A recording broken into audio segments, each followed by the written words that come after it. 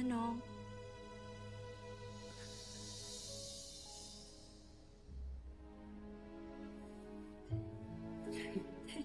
Oh, paano ka nakalabas sa OR?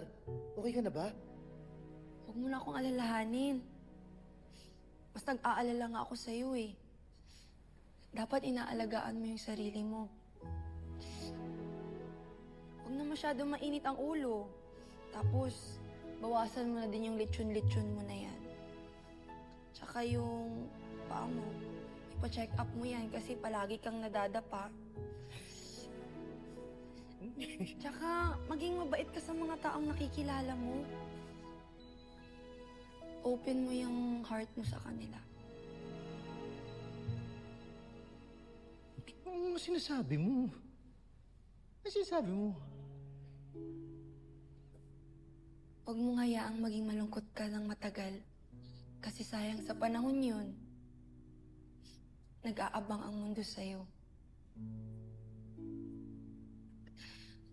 Tsaka, gusto ko lang malaman mo na ikaw ang favorite person ko. At sobrang proud ako sa'yo. Love na love kita eh. Ito na. Ito na. Ano ba, Choy? Ang OA mo naman. Ang sobrang drama mo naman. Ano ka ba? Teka, maupo ka nga rito. Ikwento mo sa akin, ano ba nangyari? Ano ba talaga nangyari? Teka, maupo ka rito. Mamaya, ikakwento ko sa'yo. Pero ngayon, ayun, andun si Manang Sita. Puntahan mo muna siya. Oh, dito lang ako. Uupo lang ako dito. Promise, dito lang ako.